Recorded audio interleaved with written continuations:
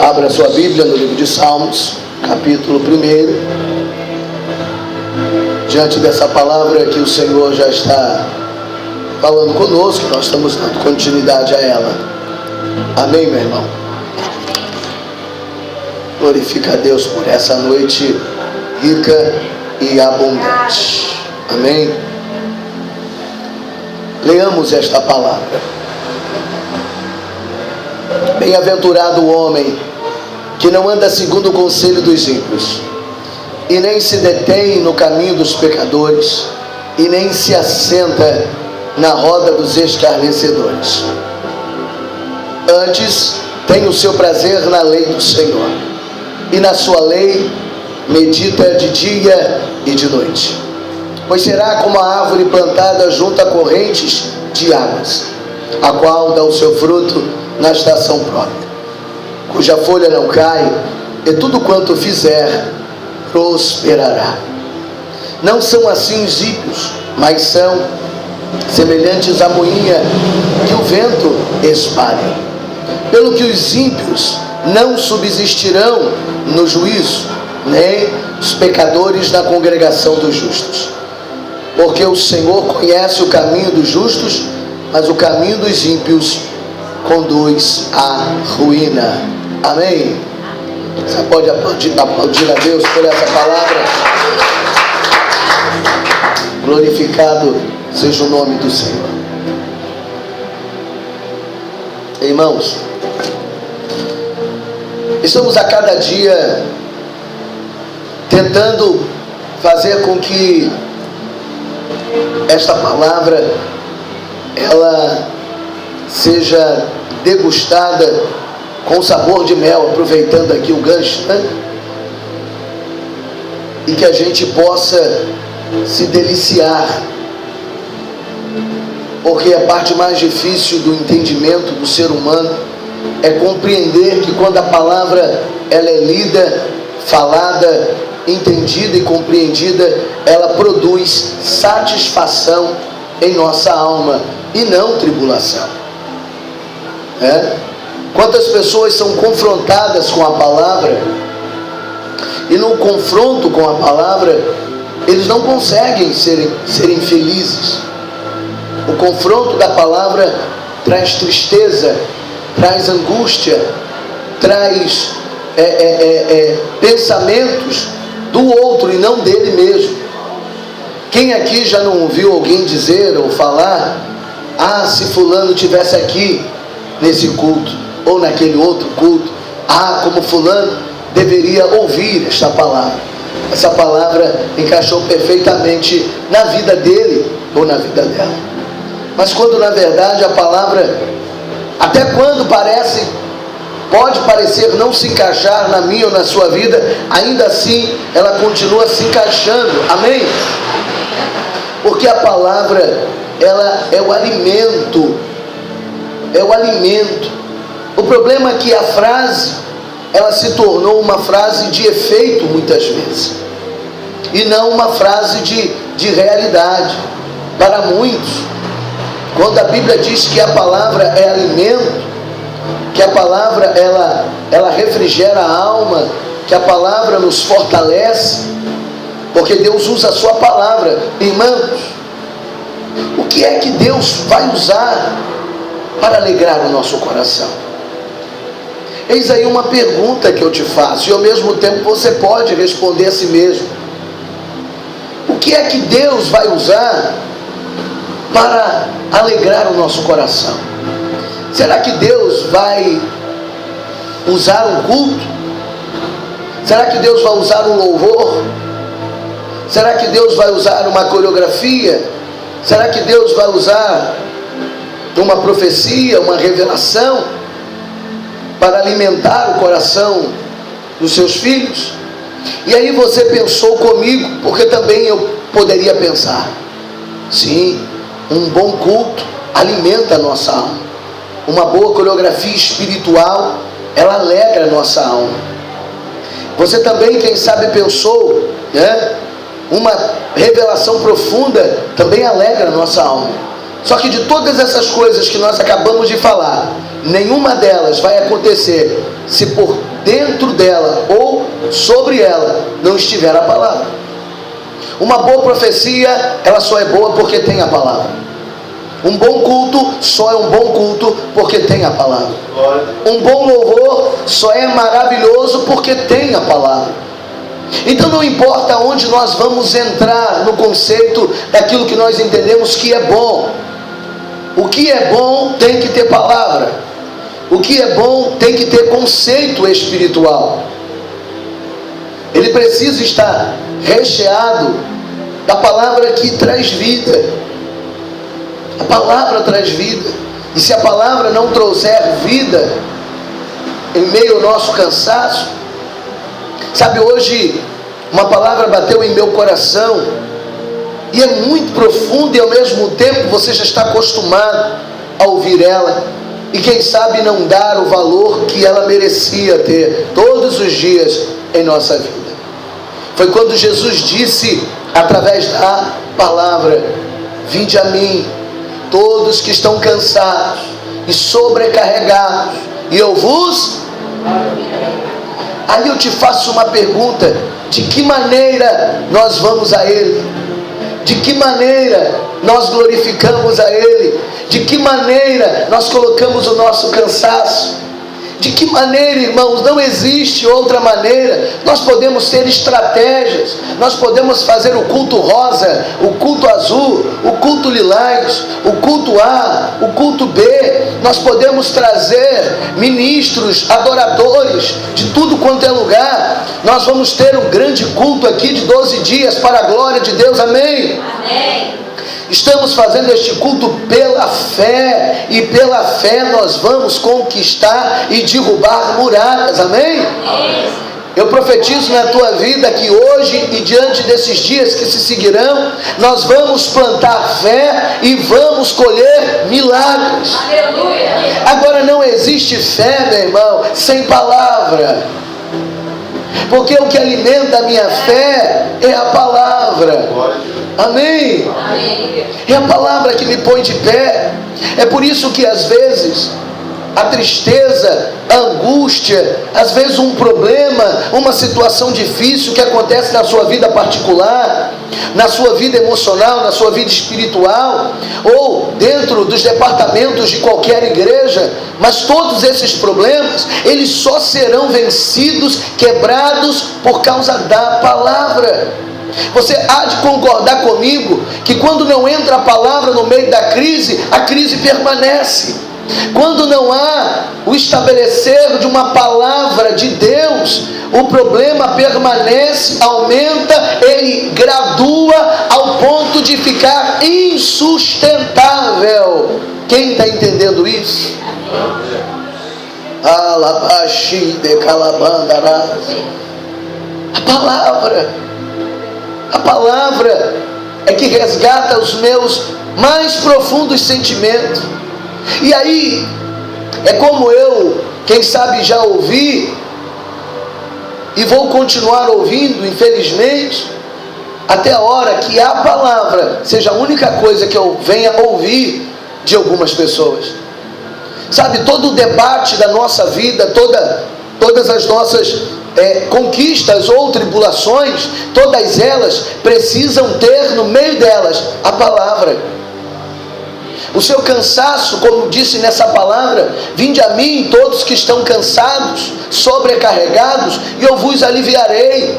Só tem uma forma da gente chegar em Jesus, só existe um meio da gente encontrar Jesus. Gente, é por isso que hoje muitas pessoas não conseguem mais enxergar Jesus dentro da igreja. É por isso que as pessoas estão enfadadas,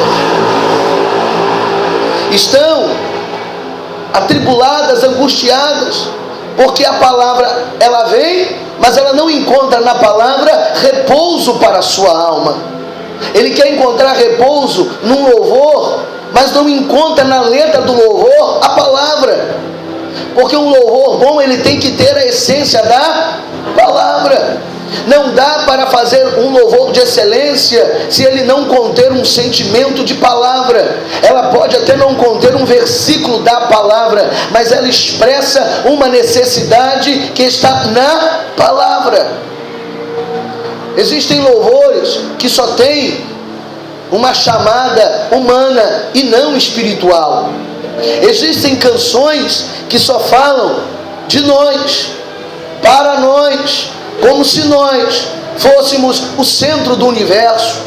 O centro do universo é Jesus. É por isso que ele diz: vinde a mim, todos que estão cansados e sobrecarregados, que eu vos aliviarei. Ele chama você para Ele. Ele chama você para o centro. E não é o seu centro, é o centro de Deus. Por isso que a Bíblia diz que nós temos que estar no centro da vontade de Deus. E esta pergunta parece ser tão difícil de ser respondida e ao mesmo tempo é tão fácil. Aonde está o centro da vontade de Deus? O centro da vontade de Deus está, quem sabe, nas suas pernas aí agora, ou nas suas mãos. Ela está na palavra. O centro da vontade não é um lugar que eu olho para a direita ou para a esquerda, mas é o lugar que eu entendo que Deus fala comigo, e quando Ele fala comigo através da sua palavra, eu vou para o centro. O centro é o cerne, o centro é a causa, o centro é a solução. O centro da vontade de Deus é a resposta que eu preciso na hora da minha dor, na hora da minha angústia e na hora da minha luta. Se você está entendendo que este é o centro de Deus na tua vida, você tem a oportunidade de glorificar, exaltar o nome dele.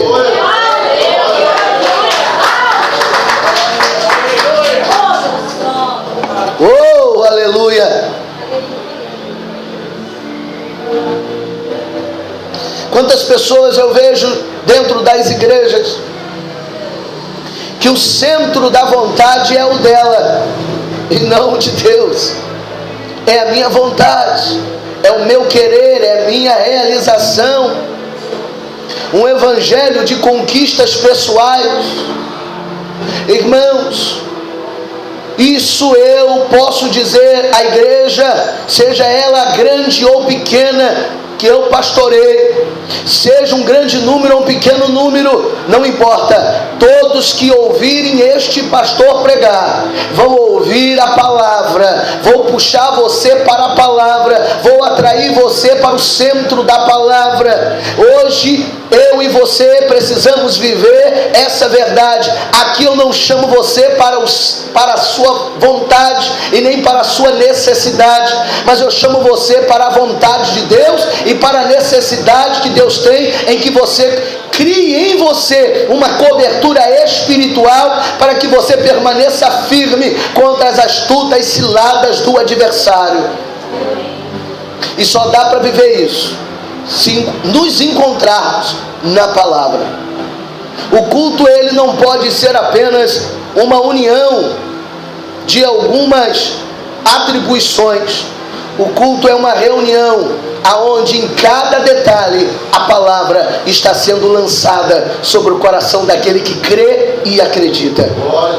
A palavra, sabe o que ela fez? A palavra fez com que o universo fosse criado. A palavra de Deus, ele disse: haja e houve. A palavra, ele disse: haja luz e houve luz. A palavra de Deus disse: haja mares e houve mares. Haja separação entre terra e mares e houve separação. Haja luminares e houve luminares. A palavra criou tudo que existe na face da terra. Então deixa eu te chamar para a realidade da palavra. E Deus está dizendo: o meu haja precisa estar em você. Eu preciso ter liberdade para criar. O universo, o centro do universo, ele estava nas mãos de Deus. Ele permite Deus agir com toda a sua soberania. Irmão, você hoje e eu, nós temos que estar nas mãos de Deus e dizer: Deus, eu estou disposto ao seu haja, ao seu agir e o seu efetuar. Hoje eu profetizo na tua vida o agir, o efetuar sobre a palavra de Deus em você. Quem sabe hoje Deus está dizendo dos céus em teu favor: haja paz na guerra da tua casa. Eu acredito que está havendo paz. Haja prosperidade prosperidade, porque eu creio na prosperidade. Eu só não creio na busca particular da minha prosperidade. Eu creio que quando eu busco a Deus, Ele olha a minha necessidade e Ele diz: haja necessidade. Esta necessidade se transforma em prosperidade, e essa prosperidade preencherá o vazio que está no teu coração, na tua casa ou na tua família. Haja de Deus em você. Glória a Deus. O verso 2 está falando exatamente isso. É o meu prazer. Diga comigo: o meu prazer. O meu prazer está na lei do Senhor. Olha o que o verso 2 diz: antes tem o seu prazer na lei do Senhor, e na sua lei medita de dia, de dia. Olha, meu irmão, minha irmã, os pastores e as igrejas estão carecas de dizerem e falarem da palavra. A pergunta é: a palavra está falando com você, para você, por você? Porque o problema não é falta de pregação, o problema é falta de vontade de viver a pregação, é falta de vontade de tomar posse da pregação. Sabe, eu quero muito, mas muito, que cada um de vocês consigam alcançar essa dimensão que não está na ótica humana, meu irmão. Ela não está na ótica humana. Viver e meditar e ter prazer, irmão, ter prazer. O que é ter prazer? Ter prazer é jubilar, ter prazer é ter gozo, ter prazer é estar feliz. E a palavra, muitas vezes em nós, ou a palavra muitas vezes em outras pessoas, ela não produz este prazer. Ele produz, sabe o que? Apenas algumas respostas. Meu Deus. Irmãos, nós vivemos a palavra não é para ter algumas respostas, porque resposta você tem no dicionário. Resposta você encontra no Dr. Google, digita lá e ele te dá a resposta. Resposta você encontra na enciclopédia Barça, que nem se usa mais esse trem, já está quase que obsoleto. Resposta você encontra em alguns livros muito interessantes que são vendidos, quem sabe nos sebos, né? Livros antigos que têm respostas interessantes, como tem livros atuais. Em livros você encontra respostas. Você vai ler alguns doutores, doutoras, sejam eles das suas áreas respectivas, e ali você vai encontrar resposta. O que eu quero não é encontrar apenas a resposta da minha dor, porque nós buscamos a palavra. Veja, entenda o que eu estou te dizendo. Isto é para aprofundar a nossa visão espiritual desse capítulo 1 de Salmos. É para alimentar a visão real do que Salmos 1 está tentando dizer, é alimentar o meu e o seu coração. Porque se nós precisamos ter prazer antes de quê? Antes de quê, meu irmão? Bem-aventurado o homem que não anda segundo o conselho dos ímpios. Antes de andarmos segundo o conselho dos ímpios, nós já temos prazer na lei do Senhor. Glória a Deus. Quem está entendendo isso? Eu estou explicando o Salmo 1. O Salmo 1 não é uma leitura bonita, é uma leitura para alimentar a sua alma por toda a eternidade, enquanto aqui você viver. Antes, o verso 2 está dizendo antes. Se antes, existia um versículo que antecedeu ao verso 2. Isso é lógico, é matemático, é espiritual. Então o que ele está dizendo? Bem-aventurado o homem que não anda segundo o conselho dos ímpios. Ou seja, antes de ouvirmos o conselho de alguém que não tem capacidade de te dar uma resposta, deu para entender? aquele que não tem capacidade de te dar uma resposta. Mas não é que muitas vezes nós buscamos resposta naqueles que não podem nos responder, então eles nos respondem do jeito deles, e parece ser bom.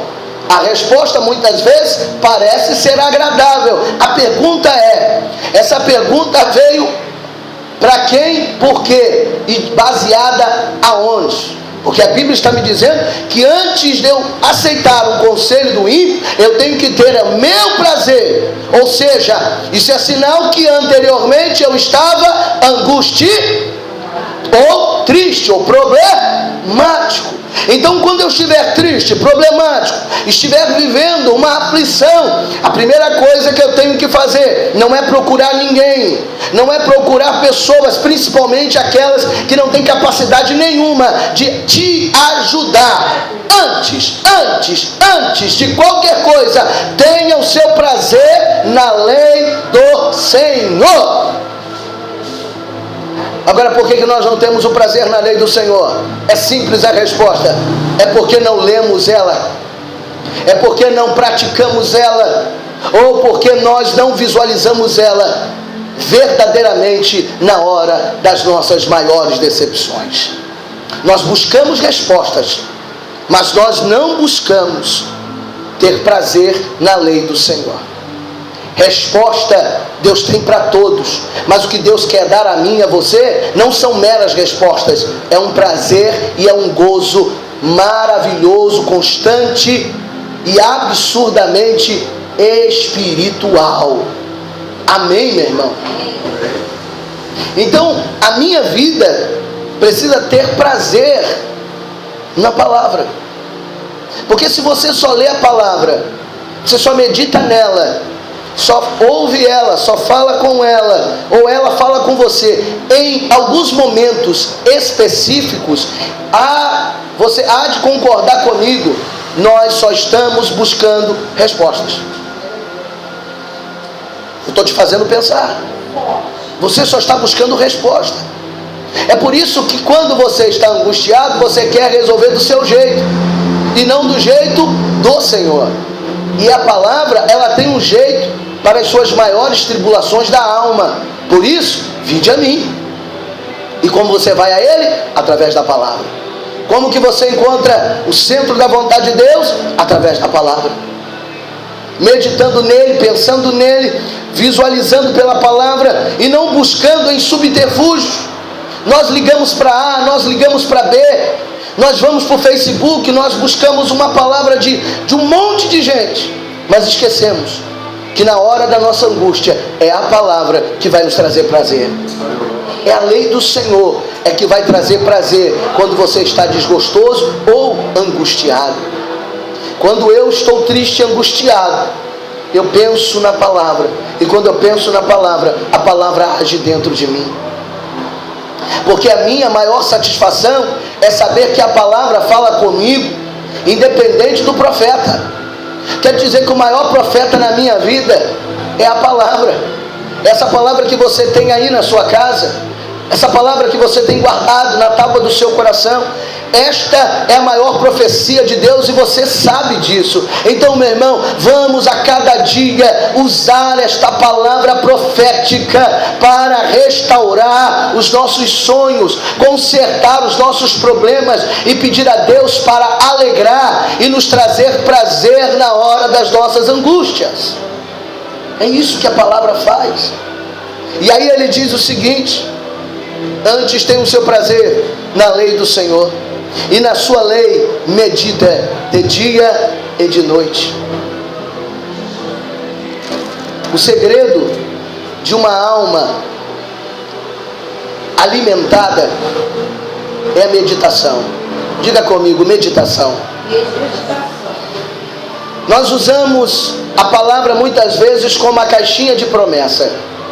A palavra não é caixinha de promessa, embora a caixinha de promessa seja recheada de palavras, mas ali o Senhor, na maioria das vezes, na caixinha de promessa só tem palavra abençoadora. Recebe, toma, é seu. Só que a Bíblia, ela é completa.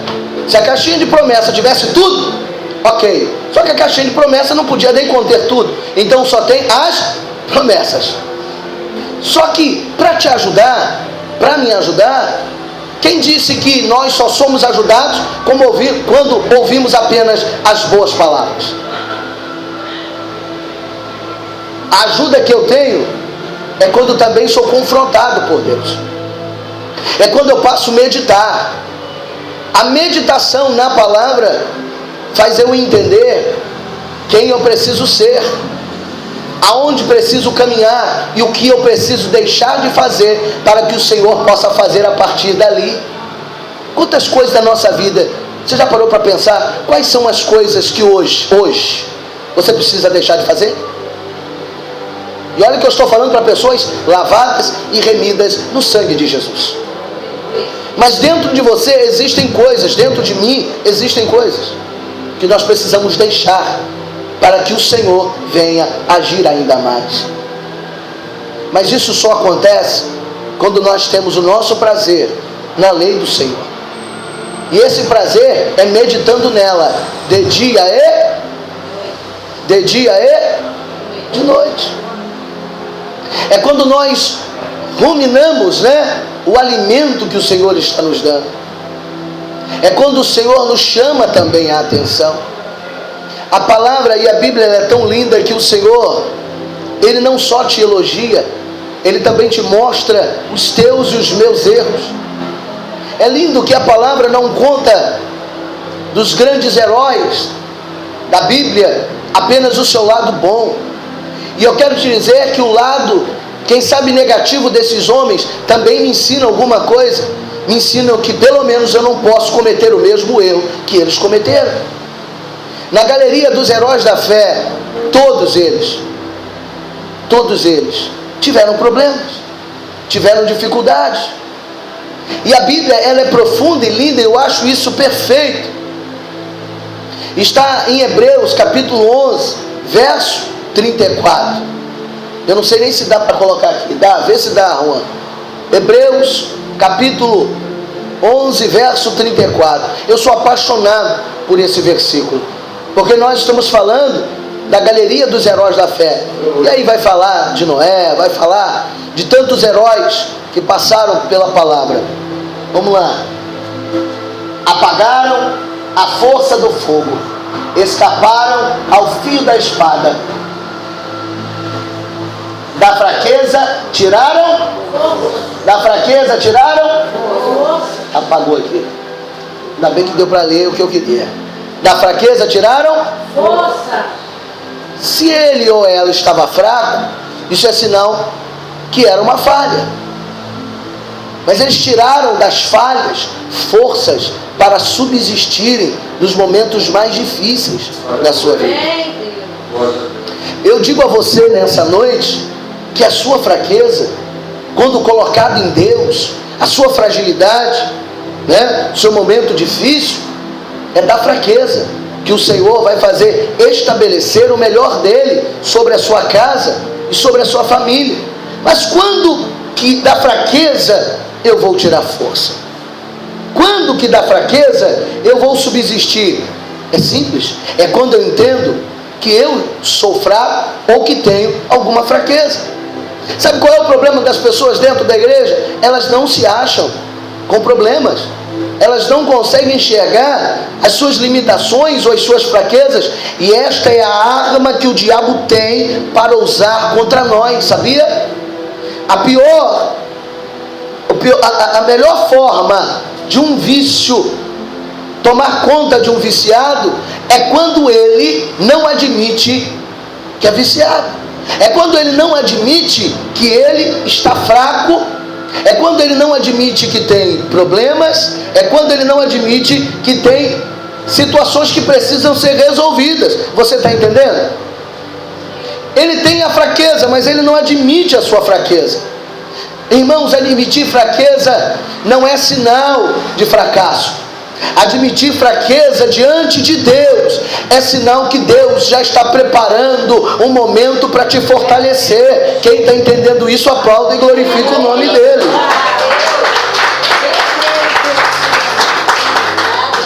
É isso que Deus está nos dizendo aqui hoje. Ele está nos dizendo que quando admitimos que temos falhas, Ele age na nossa sinceridade. Diga comigo, Deus ama sinceridade. No que é que nós estamos falhando? Aonde estamos falhando? Por que estamos falhando? O Senhor está dizendo: medite na minha palavra e eu te mostrarei. A palavra de Deus vai dizer se você ou aonde você está fraco. Porque quando você cometer um erro, se a palavra não te apoiar, diga comigo, se a palavra não me apoiar, isso é sinal que eu tenho fraqueza, que eu tenho problema.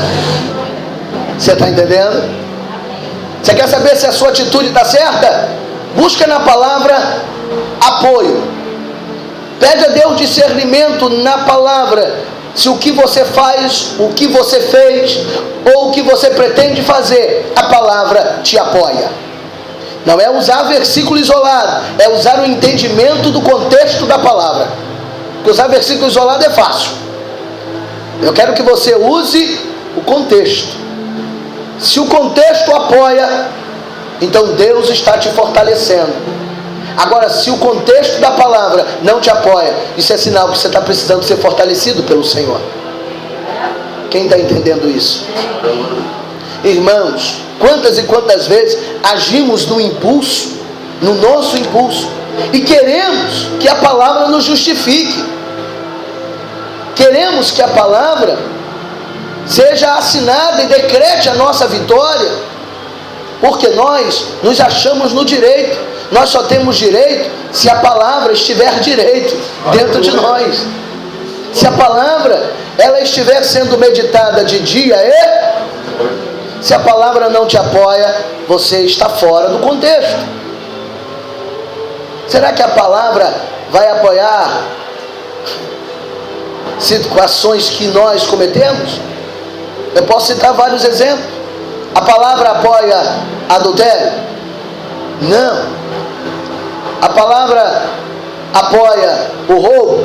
Não. A palavra apoia pessoas que têm palavras torpes na boca? Não. Se a palavra não apoia, isso é sinal que você está precisando se apoiar na palavra, para que o seu mal seja curado por causa da palavra. Eu citei apenas alguns exemplos, só que o seu exemplo é particular, e quem sabe do seu problema é você. Quem sabe da sua limitação é você. E aí você tem que meditar, ou seja, você tem que se esforçar. Aí quem sabe você pensou, ou quem sabe os irmãos que estão me ouvindo através da internet, mas como que eu vou encontrar na palavra a resposta? Esse é o problema. Você tem preguiça. As pessoas têm preguiça, querem encontrar o troço pronto. Ela é incapaz de olhar para a sua fraqueza e sua fragilidade e buscar no Senhor a resposta e pedir a Deus a libertação daquilo na palavra. Ela é incapaz de fazer um estudo sobre si mesmo na palavra. É muito fácil a gente estudar, escute o que eu vou te dizer agora.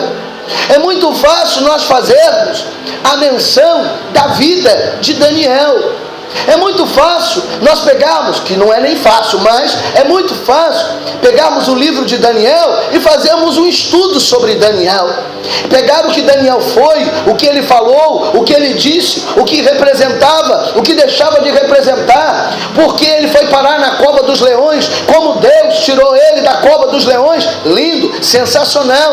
É muito fácil fazer, quem sabe, um pensamento, uma menção de Ananias, Azarias e Misael, ou seja, Sadraque, Mesaque e Abidnego. Quem eram eles, como eles, de quem eles eram filhos, como eles foram parar na fornalha ardente, e o quarto homem da fornalha estava com eles ali. Então Deus os livrou. É muito fácil nós fazermos uma análise, quem sabe, de Davi, saber que Davi era um pastor de ovelha, um menino frágil, pequenino, aonde ninguém dava nada por ele, e então pegarmos um papel e uma caneta e começarmos a ler a palavra e buscar na palavra a história de Davi. E aí vamos ver que Davi foi rejeitado pelos seus irmãos, porém o profeta Samuel, ele chega na casa do seu pai Jessé, então ele vai ungir o próximo rei de Israel. Olha que lindo, vamos falar da história de Davi. Davi então, ele é ungido a rei, e depois de muitos anos é que ele vai sentar na cadeira, mas não foi fácil sentar na cadeira. Imagina que estudo maravilhoso você fazer da vida de Davi, não é verdade? E você vai começar a ver uma história linda, uma história bonita, mas também vai perceber que o mesmo Davi, que foi guerreiro, que desafiou Golias, derrubou Golias, foi o mesmo Davi que por causa de uma janela aberta, no dia errado, na hora errada, caiu em pecado com Batseba. Meu Deus, que tristeza. Vamos falar da vida de Davi, vamos falar da história de Davi. Que lindo falar de Davi e poder dizer que Davi era um homem segundo o coração de Deus, mas que também pecou, que também errou, vacilou, matou, cometeu assassinato. Como é interessante falar da história de Davi, como é interessante falar da história de Jonas, um homem que recebe uma palavra profética de Deus, e ele, o próprio Deus diz: Jonas, você vai evangelizar Nínive. Então Jonas desobedece, e nós, sem medo de errar, nós fazemos o nosso esboço para pregar no culto de domingo, para pregar na consagração, e aí fazemos o esboço de Jonas, e dizemos: Jonas foi rebelde, Jonas não quis ir, mas Deus foi lá e colocou ele no grande ventre de um peixe, então lançou ele para que ele pudesse ir ao lugar que Deus designou para que ele fosse. Que legal é poder falar desses personagens, poder traçar a história desses personagens, é olhar para a história do apóstolo Paulo e dizer: que homem formidável, o homem que matava cristão, mas quando o próprio Deus se apresentou para ele no caminho de Damasco, ali a vida dele mudou. Então ele viu e se converteu e percebeu que ele matou o inocente, e Estevão era um deles. Que maravilha, você acaba de se tornar um teólogo da palavra, você acaba de se tornar alguém cheio das experiências, alguém que sabe falar de Davi como ninguém, alguém que sabe falar de Jonas como ninguém, alguém que sabe falar de Daniel como ninguém, alguém que estuda o Apocalipse desde o seu primeiro capítulo até o último, e você sabe todas aquelas parábolas, a simbologia, tem toda uma liberdade para falar. É muito fácil, mesmo que seja difícil, mas você se aprimorou no estudo da palavra. Que lindo, que maravilha. É muito fácil nós falarmos, quem sabe, de alguns personagens que andaram com Jesus, não é? Quando nós falamos dos 12 apóstolos, alguns dos apóstolos foram realmente muito amados por Jesus. Vamos falar de Pedro, vamos falar de Tiago, vamos falar de João, homens pescadores, homens que Jesus tinha uma intimidade linda. Vamos falar da história de Jesus, vamos dizer aonde Jesus andou, o que Jesus fez. Que maravilha. Só que agora eu começo a chamar você para a responsabilidade. Do que adianta eu conhecer Davi e não me conhecer? Do que adianta conhecer Jonas e não me conhecer? Do que adianta eu conhecer Daniel e não me conhecer? Adianta eu conhecer o que aconteceu em Nínive se eu não sei o que está acontecendo dentro da minha própria casa? Do que adianta eu conhecer a história de Davi e saber o pecado que ele cometeu, e eu sou incapaz de olhar para o alto e dizer: Senhor, pequei diante de ti, arrependo-me, como ele fez no Salmo 51. Tremendo, Pai. Quem está entendendo isso? Parece que eu liguei a metralhadora aqui, não é? Não deu nem tempo de você pensar. É lindo a gente se tornar estudioso da palavra. Só que a palavra, ela não existe para você ser estudioso dela, porque antes de você estudar a palavra, o próprio Deus, o Senhor dos Senhores, o Jeová Jireh, o Jeová Rafá, o Eleon, a raiz de Jessé, a rosa de Saron, ele, muito antes de você, ele já tinha estudado Davi, ele já tinha estudado Daniel, ele já tinha estudado Jacó, ele já tinha estudado Daniel, ele já tinha estudado todos os personagens, já tinha estudado Ana, ele já tinha estudado, quem mais? Paulo, ele já tinha estudado Pedro, ele já tinha estudado Mateus, ele já tinha estudado tantos outros personagens da palavra. Eu quero dizer que a palavra, ela não serve para você estudar os personagens que na palavra existem. Aqueles personagens, na verdade, eles existem para que vocês olhem para eles, se espelhem neles e digam: o que ele cometeu, eu também cometi, e se ele acertou, eu também posso acertar. Então a palavra precisa servir para você, é para nós, é para mim, para você. Oh, aleluia! Mas a gente não quer meditar de dia e de noite. A gente quer fazer esboço para pregar. A gente quer fazer esboço Para quem sabe pegar um irmão desprevenido na rua que precisa ser evangelizado, e você leu o Salmo 91, gravou ele na cabeça. Irmão, sabe o que diz o Salmo 91? E o que adiantou?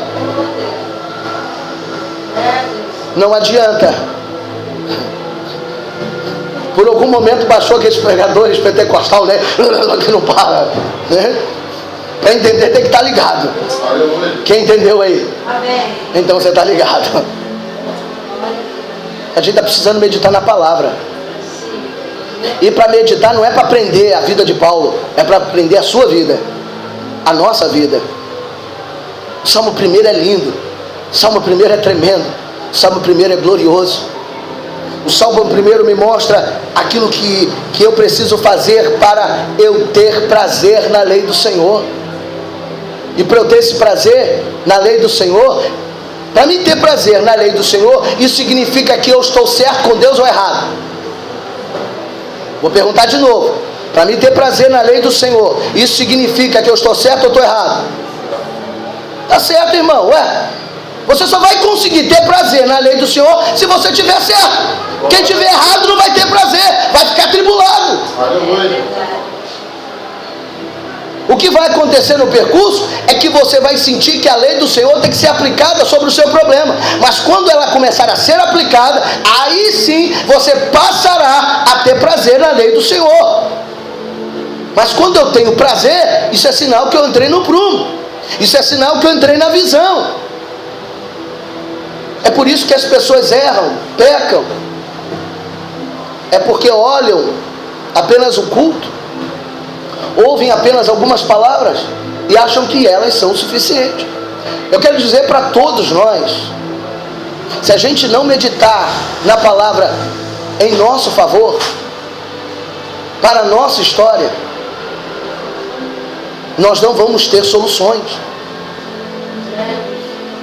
nós não vamos ter conquistas, porque a nossa maior conquista é quando eu estou alegre no Senhor. A tristeza vem. Diga comigo, a tristeza vem. Mas ela vai.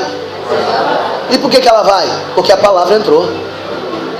A tristeza vem, mas quando a palavra entra, a tristeza. E a tristeza é sinônimo daquilo que você está vivendo por não encontrar solução. Só que quando entra a palavra te dá a solução. Nem que a solução seja consertar você, é a solução. Aleluia. Seja botar você no prumo. É ou não é solução? É solução. E aí você passa a ter prazer e dizer: Senhor, muito obrigado, porque o Senhor está me corrigindo. Aí você vai ter prazer. Olha como a palavra é perfeita, é linda, é maravilhosa. Irmãos, eu não sei você, mas eu estou acostumado a ver pessoas que estão vivendo até mesmo crises espirituais, cometeram pecados, erraram, vacilaram, mas ele está meditando no Senhor, está deixando a palavra trabalhar dentro dele ou trabalhar dentro dela, e ela está toda errada, ele está todo errado, mas você olha para ele, engraçado, nem parece que ele está tão cheio de pecado, porque ele está alegre, ele está tentando a cada dia sair daquela situação. Sabe por quê? Porque a palavra está trabalhando dentro. Agora a tribulação é o cabra está pecando, está errando, está vacilando, e o cabra é incapaz de deixar a palavra entrar dentro dele para meditar. E aí o seu pecado só vai aumentar, as crises só vão aumentar, porque Deus, ele perdoa pecado e pega os pecados e lança no mar do esquecimento, mas só dá para fazer isso se a palavra entrar. Quando a palavra entra, a força do pecado sai e passa a agir a misericórdia de Deus sobre a tua vida. Você vai ver pessoas que não tomam ceia porque estão em pecado, não comungam da ceia porque vacilaram. Mas essas mesmas pessoas, vão existir dois tipos de pessoas que não podem, quem sabe, estou falando da ceia porque é algo que é notório, mas existem dois tipos de pessoas: aquela que não toma ceia porque está pecado, mas não está nem aí, e aquela que não toma ceia, mas quando vem o culto de ceia, ele está lá: Senhor, eu sei que eu vou sair disso, Senhor, eu sei que o Senhor vai me dar uma saída. Senhor, eu sei que hoje eu estou tomando água, hoje eu estou comendo uva, mas em breve, Senhor, porque eu estou usando da sua palavra. Eu sei que eu vacilei, eu sei que eu errei, eu sei que eu não devia ter feito isso ou aquilo, mas Senhor, eu creio que o meu dia está chegando, eu vou voltar à comunhão. É diferente. Aí o seu coração não fica angustiado porque você não está tomando ceia. Ao contrário, o seu coração começa a ser alimentado pela esperança de um dia voltar a tomar ceia novamente. Glória a Deus. É diferente. Agora quem não está nem aí, está nem aí, faz nem diferença para ele. Ele até diz: não vou nem no culto de ceia na minha igreja. Por quê? Porque ele não quer passar vergonha. Ó, tá assim, de pessoas que pensam assim. Triste é aquele que não quer se humilhar diante do Senhor. É melhor você se humilhar cheio de pecado diante do Senhor do que querer mostrar uma coisa que nós não somos. Porque o Senhor abate o soberbo e exalta os humilhados. Estou profetizando isso sobre a tua vida. Deus tem exaltação para os humildes na casa dele e na presença dele. Aleluia. Antes tem o seu prazer na lei do Senhor, e na sua lei medita de dia e de noite. Qual é o seu problema de amanhã? Qual é a sua angústia de amanhã? Porque você já tem, eu sei que você já tem. Você já tem, né? Deveria até não ter, mas já tem. Você já tem já aquela caixinha, a caixinha do dia seguinte. Eu estou rindo porque é engraçado, irmão. Não sei se eu choro ou se eu rio, mas até a gente entender, nós somos tão precoces nas coisas erradas. A gente devia ser precoce em tentar aprender a palavra. Não, a gente é precoce em viver o problema antes da hora. Isso a gente é precoce demais. Meu Deus. Você já tem a caixinha do problema. Ó, essa daqui é do meu problema de amanhã. Essa daqui já é do problema da quarta. E vai da segunda, da terça, da quarta. E vai. Cada dia. Você não é o diabo, não. É você mesmo. Porque a Bíblia já diz que todo dia tem um mal. Mas você também ajuda, né? Você já tem aquele que você já está pensando nele. Bom, amanhã Deus não precisa nem falar, você já está dizendo no lugar dele. Somos nós. Somos nós. Seria muito bom se a gente aprendesse o que a palavra diz. Descanse no Senhor. Descanse no Senhor. Vinde a mim agora. Esquece amanhã. Amanhã eu proverei. Amém? Não estou mandando você ser omisso com a sua vida particular. Eu estou dizendo para que você entenda que o amanhã pertence a Deus. E o seu problema de amanhã não é seu. O seu problema de amanhã não é seu. Ué, como é que não é? Não é, irmão. Você por acaso já está amanhã já? Você já sabe que você vai estar amanhã? Tem alguém aqui que tem essa certeza? Por favor, me ajude que eu quero descobrir essa receita. Porque nenhum dos senhores tem a certeza de amanhã. O amanhã não pertence a você. Então o seu problema de amanhã não é nem seu. E sabe o que você faz? Você pega o problema de amanhã e traz ele para hoje. Você é o homem do futuro, a mulher do futuro. Meu Deus. Você tem um teletransporte dos problemas. Você pega o problema de amanhã e traz para hoje. Se você conseguisse resolver ele hoje, para amanhã ficar tranquilo, o problema é que você só traz. Resolver que é bom nada. Amém? E sabe por que você não resolve? Porque ele não é de hoje, ele é para amanhã. Amém? Amém? Quem entendeu o recado de Deus aí? Amém. Medita de dia e de noite. Amanhã é dia de meditar. Se você chegar amanhã, medita. Medita no problema que você tem. A minha esposa sempre diz isso. Você tem que meditar, né? Olha isso aqui. Qual é a conclusão que você tirou? Ela está sempre puxando esse lado meu. Ela está sempre me dando aquelas catucadas. O que você aprendeu? O que você meditou? Qual a conclusão que você tirou? Parece até aquela mais chata todo dia. Mas é a chata que eu gosto.